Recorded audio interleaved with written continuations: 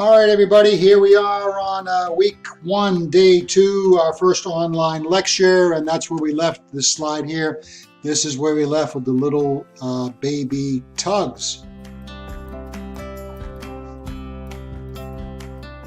And now we're all ready for class, and I've got my stuff. I just wiped down since I was using this computer at school, and now it's on my kitchen counter. I wiped that down. That's good. You know, we got the teacher's okay. So there's the teacher's apple. We got a little model of a ship that we're going to use here. I got my colored pencils and pens. We got that stuff, and we got the book. So let's start right off with a little bit of random attendance. So this is what I'm going to ask you to do. If I call your name, I want you to send me a text. I want you to send me a text with a thumbs up and said something along the lines of just a few words. I was there, I heard you, I'm responding to week 1, day 2. And so let's do Dan Garand and Evan McIntyre and Sydney Underhill. And let's see, we'll also do Ethan Corbett. We'll do Brian Graff. We'll do Christian Shepard. And how about David Estes? And then let's do Mott Blair. Let's do Olivia Mitchell. And how about Caden Pond? And also Joe Van Ness. And why don't you guys, all of you, you people, why don't you give me that thing so I will do that random check every time so I'll know that you're here. So you see that we're looking down. I've got sort of this document cam stuff, and then we'll go to the PowerPoints. Very good. So the first thing we're going to talk about is how does pivot point, that's where we left up on Monday's class, how does pivot point, how does it affect when we start coming into that tugboat, and we've got tugs, ship, and we got this 3 vessels now, 2 tugs and 1 ship. What happens when these tugs, now here's the deal, that these equal power tugs are pushing at points equal distance from the midpoint, the mid-body, and that happens to be where the pivot point, the center of gravity, so that this distance here, from here to there, and this distance from the blue dot, the pivot point, over to here, it's the same distance. Let's say this is a 600-foot ship, and it's 250 feet from the pivot point, the center of gravity, over to the after tug, and also 250 feet to the forward tug. How strong are the tugboats? Let's say they're 1,000 horsepower, and they're pushing with half their horsepower. And so if they do that, what's going to happen? Well, each tug is just going to generate some type of motion on the ship with this combined tugs, and we have to discover what that is. And because the ship is making no headway or sternway, it's dead in the water, the pivot point is right there in the middle. If that same vessel now in this diagram down here, if it starts to make headway of 2 or 3 or 4 knots, let's just say that, and there's the headway, the pivot point will now move to this location. The tugs haven't changed. They're still pushing with 500 horsepower. They're still pushing at the same location. The distance that they are applying the force is different. This is like the unbalanced seesaw at the playground that we talked about on Monday's class. And there's a much longer lever here. And when we're going astern, you know, the opposite happens. The pivot point moves aft when you're going astern. Now the after tug has a different lever, length of the lever, it's shorter, and the forward tug has a longer lever. So that's what's important. It's about where the pivot point is, the placement of the tug. We're not changing the horsepower or the amount of throttle on the tugs in these 3 examples. No headway, no sternway, dead in the water, making headway, and making sternway. We're going to see, I'm trying to indicate this with the diagram, and I'm going to show you on my tabletop station here. I'll show you that in just a minute.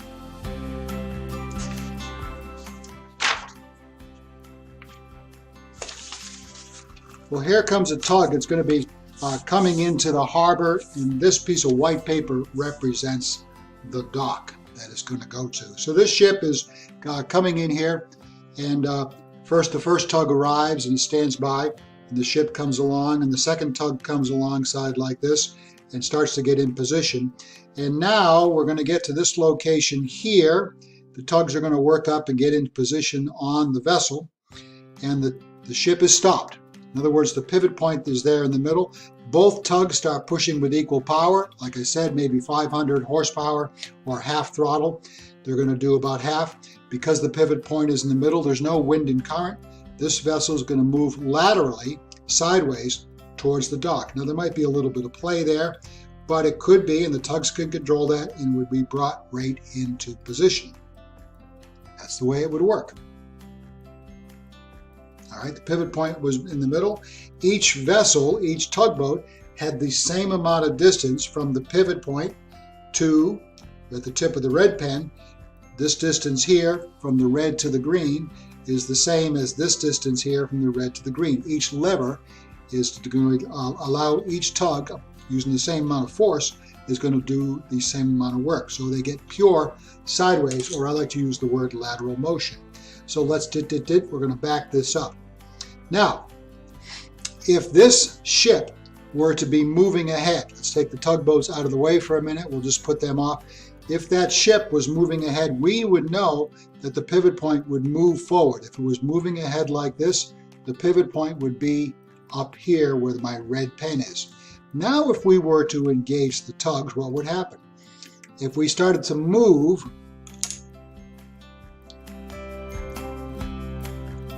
again, as I said, we're moving ahead, so the pivot point is going to move to the forward portion of the vessel. Think of that pivot point as right there. The tugs are pushing with equal power. They're in there. So yeah, if we could separate these components, the tug wants to do this, the ship wants to do this, the tugboats want to do this, but the resultant motion would be that it would be more of a twisting motion with the ship, because that forward tug couldn't deliver the same amount of work because of its distance from the fulcrum, from the pivot point. So we would end up with a sort of sliding through the water, but a twisting effect like this. Both tugs are pushing with 500 horsepower. The ship is trying to go straight. It's not using its rudder, but that would be the net effect. So let's go back up and let's say that let's start and we'll go astern, and we'll put the pivot point now back here because the vessel is moving astern. Tugs are in the same spot. What's going to happen? Yeah, the ship wants to go astern. Separate from that, the tugs want to push it sideways, but if you combine that, what happens is it wants to pivot around like this. There was no wind or current doing that. There was no use of the rudder by the tug, but just because of the location, and you think back to that fulcrum of the seesaw or that board that had the rocks piled up on it that I showed you in class on the first day, you think about where that pivot point is and how it affects the motion of the ship. It's kind of interesting. And we really need to work on that. That's going to be that, on exam number 1, that's going to be that part 2 of exam number 1 that you're going to do at home. And I'm going to look for a real thorough and well-written explanation of that. Well, it's not only always the tugboats which are being pushing the side of the ship. It might just be the wind which is pushing the ship, and we have to deal with wind all the time. So here's the ship again, and we see this. We got this little model of a ship here, and I'll lay it over there so you can see it. And we've got the wind blowing out of the west. Wind is from, current is towards, so this is a westerly wind blowing out of the west here, and it's enough so that you could feel the ship. You could feel it on the ship. You'd have a noticeable effect, particularly with all these containers stacked up on deck. It would have a whole lot of surface area to work on. So here's the same diagram, but now the tugs are gone and we've got the ship making no headway, the ship moving ahead and the ship moving astern. We've got the wind blowing on the side of the vessel. Now I'm going to ask you a question. I want you to respond in the YouTube, in the comments. This is for everybody in the class. This is how I'll sort of know, and it'll be an indication of your participation in the class. What is that wind speed? Now you see these wind arrows. I think most of you should know this as juniors. Let's see, we've got a long feather and a short feather, and you should be saying, well, that's this much wind speed. And this much wind speed, let's see, long feathers are 10 and short feathers are always 5. So this is a 15 knot wind. Got a 15 knot wind blowing from the north in this case, and is blowing on the side of the ship. And we'll go back to our tabletop display and we'll look and we'll explore what happens when we're dead in the water, what happens when we're moving ahead with a forward pivot point, what happens when we're moving astern with the after pivot point. So now we've got this 15 knot wind here. It's a short and a long feather. That was 15 knots. The pivot point is right there in the middle. And we're blowing on the side of the ship. The pivot point is in the middle of the ship, right at the center of gravity. And so as this wind blew, we would have just pure lateral motion. Just like with the tugs, applying that force, we would have pure sideways or lateral motion. All right, well, what happens if we now, we have the wind blowing the same way, but the ship is moving ahead. The ship's now moving ahead, coming across here like this. The pivot point now moves to this forward part of the vessel. And so what's going to happen is, let's talk about the wind first. The wind wants to do this. All right, we get some lateral motion, but because of the pivot point moving forward, the wind, everything after the pivot point is behind the pivot point. We have this long amount of surface area compared to a short amount of surface area, so we get some rotational motion. That's what the wind wants to do. The ship wants to go straight. The wind wants to do this. It also wants to set it down. So now we've got longitudinal, we've got sideways, and we've got rotational. The net result would be something like this.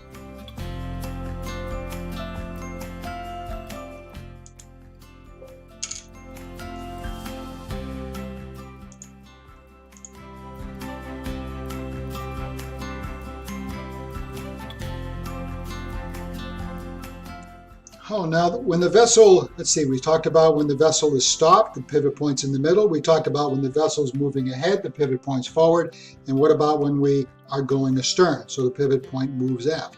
Well, the wind effect, let's see. The wind wants to push it sideways, but it also wants to have a rotational, because of the short surface amount of surface area here, longer here. Let me show you on, I'll show you my fingers like this, a longer area from this finger to this finger, as opposed from this finger to this finger. So that wants to introduce some rotational motion.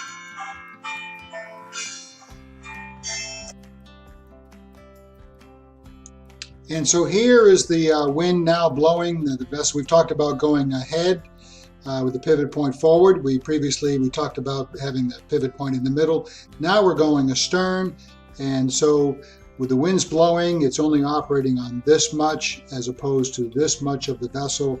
This short amount after the pivot point, this long amount of steel side of the ship, forward of the pivot point. Now the ship wants to have some longitudinal forward motion, or in this case, this after motion. In this case, this after motion. The wind wants to blow it sideways, but there's a rotational aspect of it, and it wants to blow it this way as well. There needs to be, we put that all together, and it's going to be going astern, it's going to be rotating, it's going to be blowing down to the south. It's going to be this type of motion here. And so that is it's a little bit difficult to show. I hope you study that. I hope you think about that. It's all about the pivot point, the motion of the force, the wind of the tugboats. We made that comparison, and where the pivot point is, and whether or not the ship is going astern, whether or not it's stopped, or if it's going ahead. So we can talk about more. You can ask me any questions on that. So I'll just come on camera a little bit, and so that I am here, and we're going to talk about transverse thrust next. And so the transverse thrust is going to be the sideways force, the side force of the propeller. Well, first of all, we need to know that all vessels are either single screw vessels, single propeller vessels, or either right-handed or left-hand turning vessels. And so 95, 98, I don't know, some really large percentage, and you could find pockets of the world where it's not that percentage. But basically, let's say 98% of the single screw vessels in the world are going to be right-hand turning. In other words, they are right-handed props. They turn clockwise. When you are viewing them from astern, and I think most of you know this, they turn counterclockwise. They return in the reverse direction. They turn this way, and I'll make my pointer go that way when you're going astern. Let's go a little bit further. This thing, transverse thrust, is a resultant of that turning force, which happens of the propeller. Now, sometimes this is known as paddle wheel effect. Sometimes it's known as walking to port or backing to port. Sometimes it's known as side effect. In any event, it all means the same thing. A single screw, right-handed propeller, will cause a vessel to back to port when it's going astern. It's transverse thrust. Here's the paddle wheel effect. Now, oddly, we've taken a paddle wheel, like from an old, Mississippi riverboat, and we've stuck it on the back of a traditional single propeller, single screw ship, and now we've got a paddle wheel. It wouldn't have no longitudinal driving ahead force. It would all be transverse force, pulling the vessel to sideways. And that's, for some people, that's a nice way to think about it. And here's just another diagram. It's viewed from astern. Vessel is going astern. The propeller is turning counterclockwise. It's a right-handed propeller going ahead, but now it's going counterclockwise, and it is pulling the stern to port. Vessel turning the stern revolutions. All right, perfect. One last view of something that is transverse thrust. This is maybe the conning position of the ship. It's not the pivot point. The vessel's going astern, and the transverse thrust drags the stern off in this direction, walking to port. Now, I know many of you have learned that in the past, and so we'll be real quick on that. Let's talk about something new. We're going to talk about the rudder and the propeller. We're going to talk about some docking scenarios, and then back and fill maneuvers. And you might have different names for those, that back and fill, but we'll talk about it. First of all, the rudder and the propeller. So the key element is to consider or think about is that water has to be flowing by the rudder surface in order for the rudder to produce any turning effect. And clearly, last time I checked, the rudder is hanging, or it's placed here aft of the propeller disc. And here's two different views, a stern view and a side view. So as the water squirts out the prop wash, it's going to impinge, it's going to strike the rudder. Water molecules need to strike the rudder surface when turning ahead revolutions. If you're going astern, the prop wash is running up under the vessel. That's different. But when you're going ahead, the prop wash is coming out astern. Well, it's interesting that a rudder is kind of like, well, it's a hydrofoil. It happens to be on a vertical axis. Now, when we talk, we could do an airfoil or an airplane wing, in other words.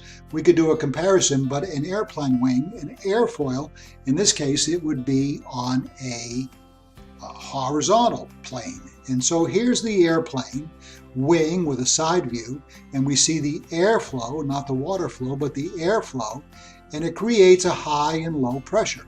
The low pressure is on top of the wing, the high pressure is on the bottom. There's a difference, and that creates a lift in the terminology of an aircraft and flying. And if you get too much of an angle there, we actually end up with some cavitation. That's usually a word we associate with propellers and rudders in the water, but you could have that turbulence, that cavitation behind an aircraft wing, that air turbulence.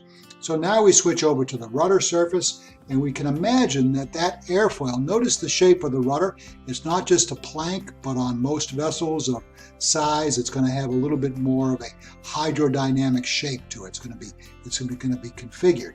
It's equal on both sides, unlike an aircraft wing. An aircraft wing is designed to lift one way. A rudder has to, of course, go left and right. Developing lift, I would put that word in air quotes if you could see me on the screen here, and it would be a lift either to port or to starboard, not like up, not lift in the sense of an aircraft wing, which is going upwards. All right, so there's a simple concept to remember that I might ask you about on an exam.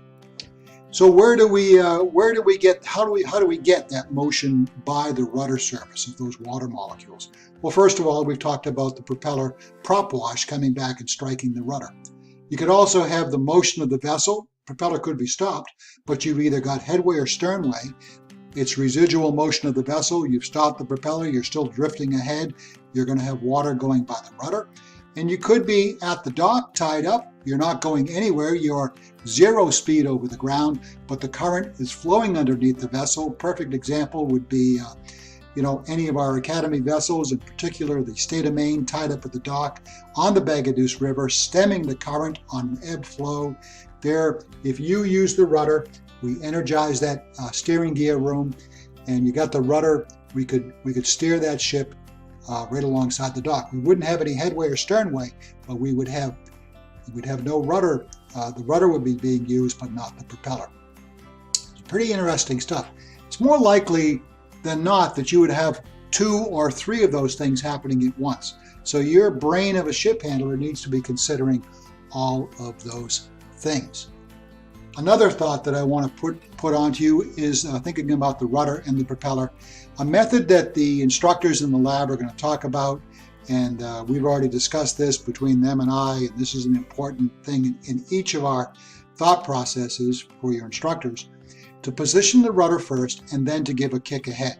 Maneuvering a ship at a tight spot, you've got to have to be careful. You have to be judicious in the use of your rudder and your propeller. But in this case, it's probably a good idea or a good concept to practice.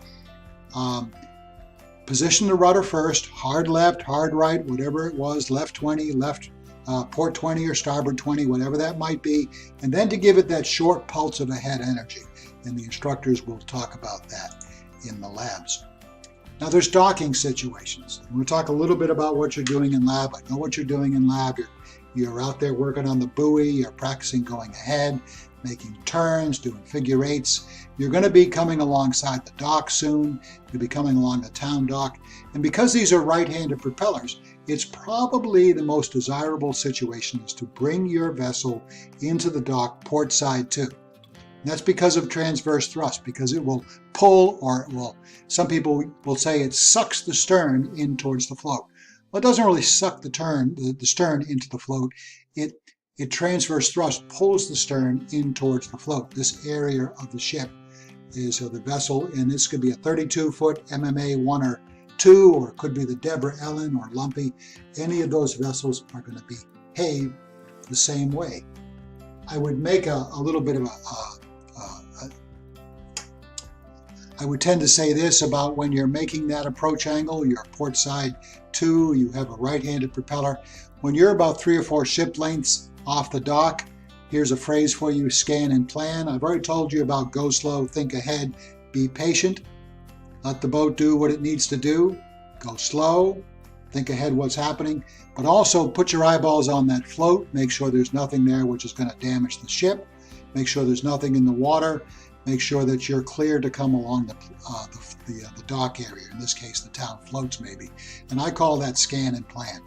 Well, anyway, you're going to be about 3 to 4 boat lengths, 2 to 3 at the very minimum off the dock, and at that point you almost have bare steerage way. You might even be stopped engines, just creeping ahead. You'll want to go really, really slow. If you're coming along starboard side too, then certainly you're going to want to decrease that approach angle. I mean, let's look at that again. We'll go back here. Port side 2, really steep, almost a 40, 45 degree angle to the dock. Right here, if we drew this angle from here down to the dock and then along the face of the dock, that's about a 45 degree angle. And if we're coming in starboard side 2, because of transverse thrust, it's going to pull the stern away. And the instructors will talk about that. You're going to have and it gets even more complicated when you've got an astern current, and that's what's going to make this a challenge. The next little detail I'm going to talk about is when you're doing this maneuver called a back and fill maneuver. That won't be for probably 3 or 4 weeks before you're doing that, where you have to enter a small, confined area, a small boat basin, like at Maine Maritime, and turn your vessel in that area where the size of the area nearly equals your boat length. So let's look at what that might look like in a couple of different steps. And so here's position number 1, 2, and 3.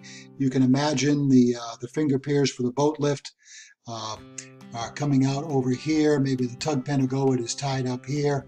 The Bowden is parked in here, other vessels and launches, and you have to come into position number 1, 2, and 3. The key to this, and this is because you are a right-handed propeller, you need to initiate that back and fill maneuver by coming to starboard. And then positions number 4 and 5, well, they're going to look like this. And then 4 and 5 are using transverse thrust to pull the stern. This model is Deborah Ellen, and double-endered, the 26-foot Deborah Ellen. And it could be lumpy. It's going to be the same type of thing, or any of these boats. You're going to back this off to port, just tuck that stern pretty close into the corner here, watching out for other craft, and then you're going to come to the next position, 6, and you're going to be going ahead and coming out in this direction. If we look at that all together, it looks something like that. Let's go back to the tabletop and let's see what we got there. So now we have the same ship. It's a big ship. It's a container ship. It's 400, 500, 600, 700 feet long, and we have to come into this very tight basin, and we have to do a back and fill maneuver. Well, first of all, knowing that I'm going to have a right-hand turning propeller, I'm going to initiate that turn to starboard, and I'm going to come over, and I'm going to get as close as I feel comfortable with. Because it's a right-handed single screw propeller, I'm going to back it down to port, and I'm going to tuck this in over here. Then I'm going to come ahead with some, with some right rudder, some starboard rudder, and I'm going to come out in this direction.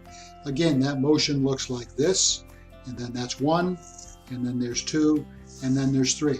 But perhaps you're saying to yourself, well, I think I'd like to try that differently. I'm a little bit contrary today, and I want to come over and I want to go to the left first. I understand it's a right-handed propeller. It's going to back to port, but I don't care. I want to do it this way. So let's see what happens. We're going to come over here. We're going to go left. That worked out pretty good. We didn't hit the dock. We got pretty close. Then we start backing it. Well, what's going to happen? As I back, it's going to pull the stern over to port. Well, that's not really good. So you come ahead again, and then you back, and you mess around with the rudder, but that's not going to have any effect.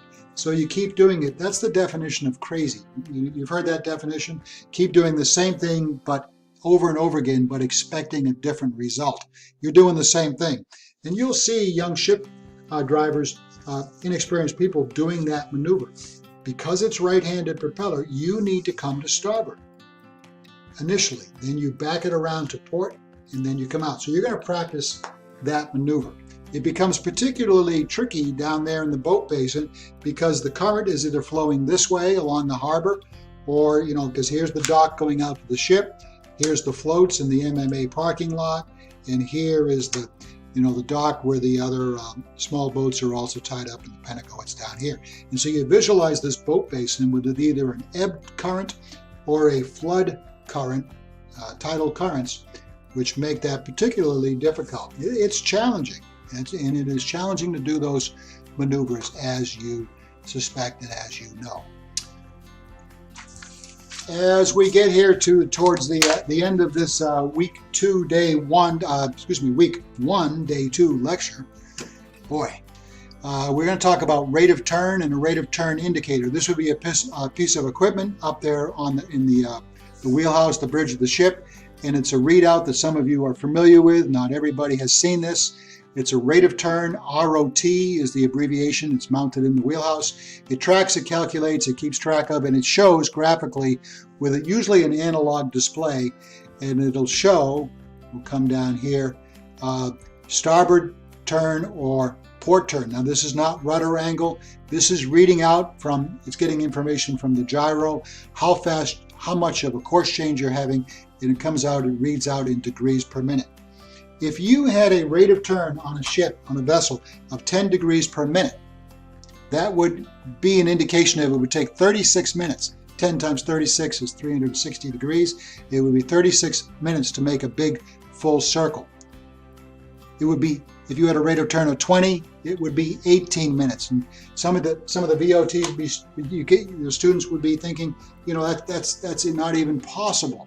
Vessels that I work on, that I'm familiar with, they turn much quicker than that. But I tell you that the large ships, a rate of turn or 10 or even 20 degrees is a pretty high rate of turn when you're maneuvering a large vessel. The next topic is something called directional stability. It's either positive, negative, or neutral. And look at what it says here. Positive is a vessel tends to steady up once the rudder has been placed amidship. You're making a turn, you put the rudder amidships, and the vessel tends to steady up very, very nicely and go in a straight course. That's a good thing. Negative directional stability is when, let's see, we go, vessel swings at an increasing rate of turn once the rudder has been placed amidships. Well, that's a pretty bad vessel. Vessel swings at an increasing rate of turn once you have put the rudder back to the middle. Very dangerous and very difficult to steer that ship. And neutral directional stability, vessel swings at a constant rate of turn once the rudder has been placed amidships. Well, that's not very good either, but that's called neutral directional stability. There is a different way of thinking about this. You could think about this in this fashion.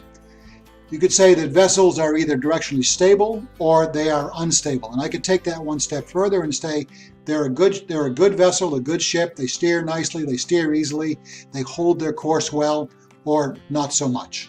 They're unstable. There's a little italicized blurb there that you can read. Accordingly, it may be stated that moored rudder applied for a longer period of time is required to check the swing of a directionally unstable ship than is required to start that swing.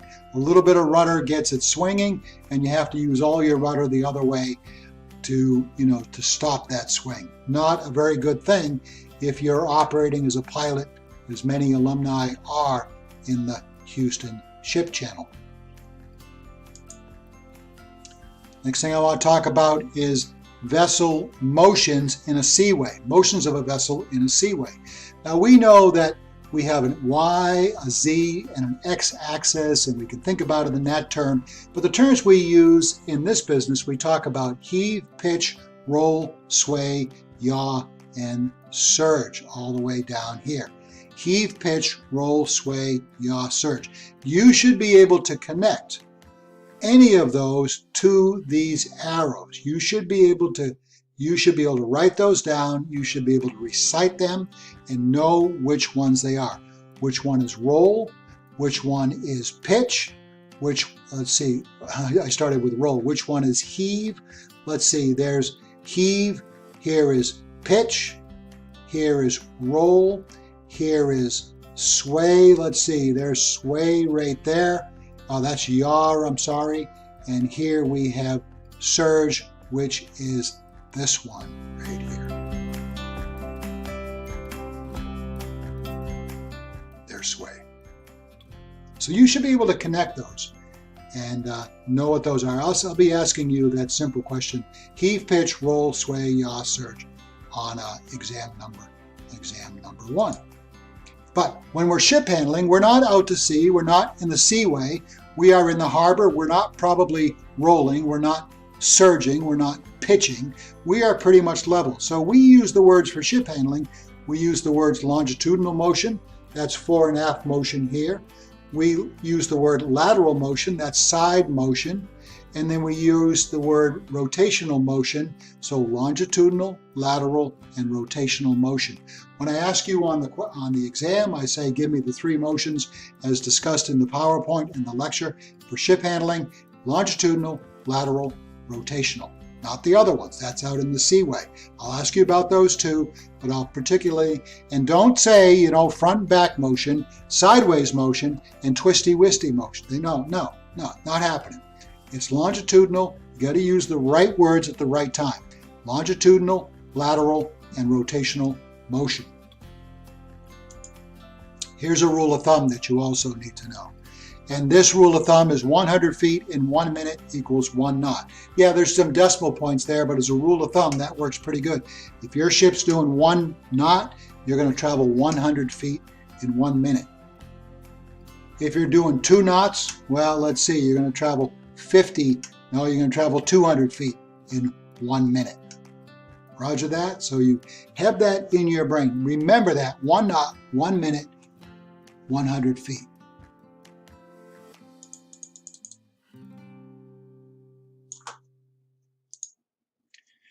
Yeah, there's logs, there's electronics, and they show us various ways of displaying our information. That's all good stuff, but that doesn't preclude you knowing that 100 feet, 1 minute, 1 knot rule. Sure, GPS works great, but understand that GPS is always, and I know it's accurate, and I know it's good, most, if not all, but there's that little if there, but it is still historical information. It is what you were doing. It's what your speed was. And it's not the way people dock a ship by staring at the GPS or staring at the GPS and the little ship drawing on the ECDIS. That's not the way we do it. We're getting to the end here, and I want to give you another one. So this is 100 horsepower equals 1 ton of bollard pull. Now I will absolutely ask you that question on exam number 1. I'm going to say, how many horsepower equals 1 ton of bollard pull, or some function of that? I'm going to say 1 ton of bollard pull is how many horsepower? You get it. Well, it's true. So if you have a 1,000 horsepower tugboat, that tugboat, and that's a term which is used often in workboats and tugboats, it's 1,000 horsepower on a tugboat is 10 tons of bollard pull. You just do the math. You might have 2,000 horsepower, then you'd have 20 tons. If you've got 5,000 horsepower on a tugboat, you've got 50 tons of bollard pull. How do you actually measure that? Well, it can be measured using this diagram here. You see this is called a force gauge. And so let's go on to the next slide, and we'll get a picture here. You'll see some crew out rigging it up, and there's some shackles and things happening. I'll back this picture out a little bit more, and you can see this tugboat. Now this is a Z-drive tugboat. I'll explain later on in the class how we know that.